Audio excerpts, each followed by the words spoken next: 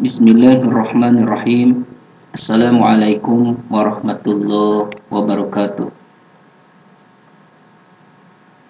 Alhamdulillah, pada kesempatan kali ini kita bisa bertemu dalam pembelajaran jarak jauh.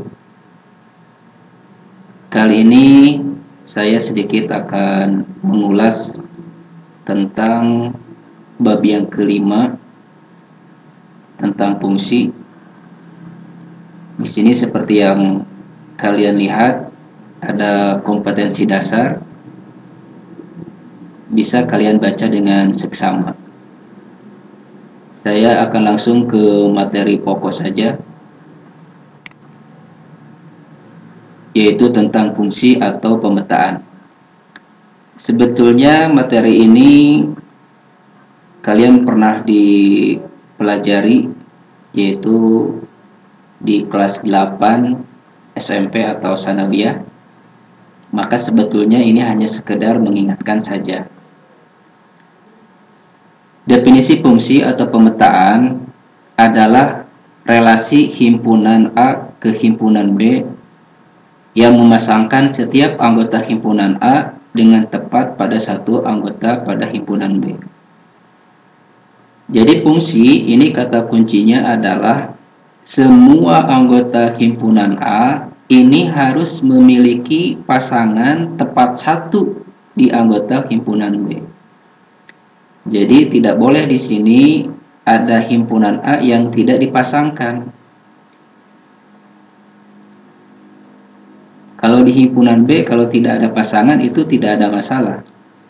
Yang harus memiliki pasangan itu yaitu harus di himpunan A. Dan kata kunci yang kedua, tepat satu ya. Bukan tepat dua atau tepat tiga atau mendua ya. Jadi fungsi sekali lagi adalah relasi himpunan A ke himpunan B yang memasangkan setiap. Nah, kalau setiap itu tanpa kecuali semua anggota A atau setiap anggota A himpunan A ya dengan tepat pada satu anggota pada himpunan B. Saya rasa kalian bisa memahami.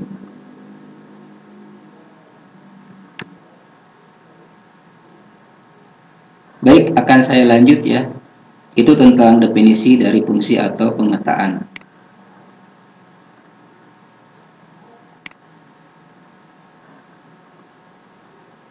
Lanjut ke daerah asal, daerah kawan, dan daerah hasil. Waktu kelas 8 ada istilah daerah asal atau domain ya. Kemudian ada daerah kawan, kodomain, dan daerah hasil, rank. Misalkan F sebuah fungsi yang memetakan tiap anggota himpunan A ke himpunan B. Nah ini kalau ada kata-kata seperti ini nih, ini maksudnya adalah sebuah fungsi memetakan himpunan A ke himpunan B. Itu ya, ini kalau dibacanya. Maka himpunan A dinamakan dengan daerah asal atau domain fungsi F. Kalau saya tunjukkan di sini adalah A, B, C itu adalah domain. Kemudian ada himpunan B dinamakan daerah kawan atau kodomain fungsi F. Kalau saya tunjukkan ini kodomainnya adalah VQR. Ya, VQR itu adalah kodomain. Kemudian himpunan semua anggota B yang dipasangkan dengan tiap anggota himpunan A dinamakan daerah hasil ya atau rank dari fungsi F. Kalau saya tunjukkan ini daerah hasilnya adalah PQR ya. Dan kebetulan ini antara kodomain dengan daerah hasil sama-sama PQR. Jadi kalau kalian lihat fungsi ini, pemetaan ini, ABC adalah domain, PQR adalah kodomain, plus juga termasuk daerah hasil.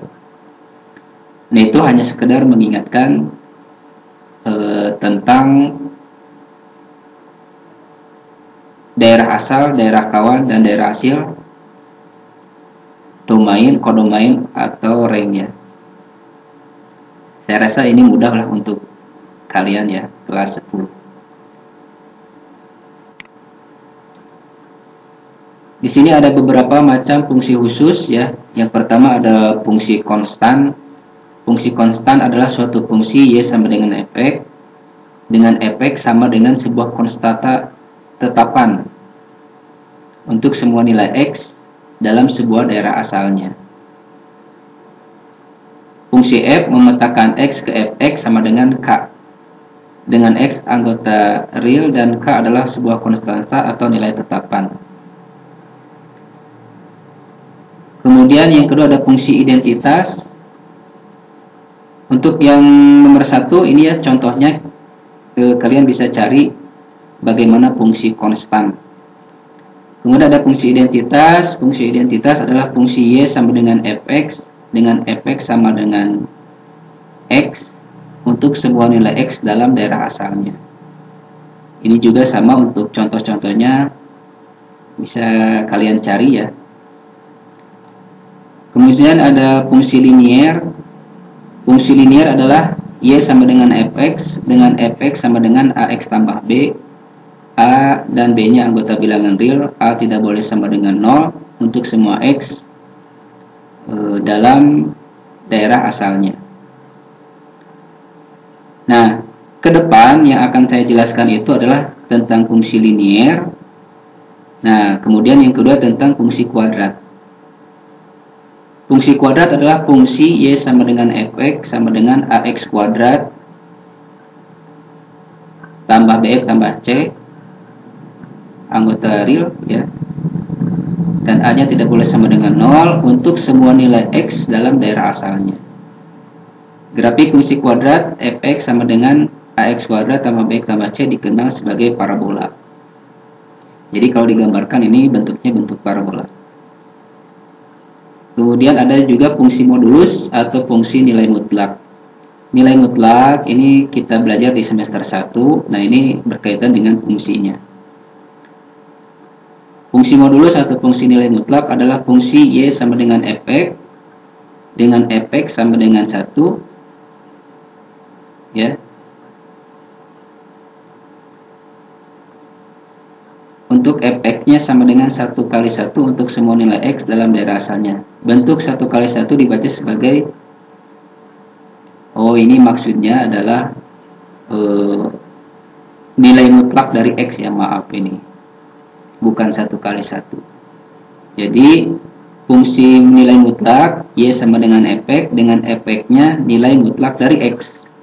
Untuk semua nilai x dalam daerah asalnya, bentuk nilai mutlak dari x dibaca dengan nilai mutlak x ya, dan didefinisikan sebagai berikut. Nah, ini waktu semester 1 sudah ya. Untuk setiap bilangan real x, maka nilai mutlak x ditentukan oleh aturan. Nilai mutlak x ini ada dua definisi. Untuk x-nya positif, bernilai x jika x-nya positif lebih besar atau sama dengan 0. Bernilai negatif x jika x-nya lebih kecil dari 0. Nah, ini dua-duanya akan bernilai positif ya. Jadi nilai mutlak itu bertujuan untuk membuat bilangan negatif menjadi bilangan positif.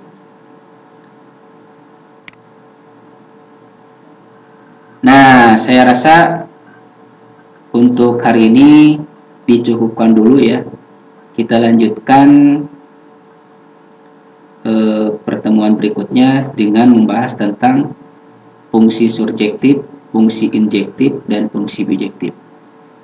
Kita pelan-pelan saja, yang penting kalian mengerti, dan waktunya cukup untuk membahas tentang fungsi dan trigonometri di semester 2 ini.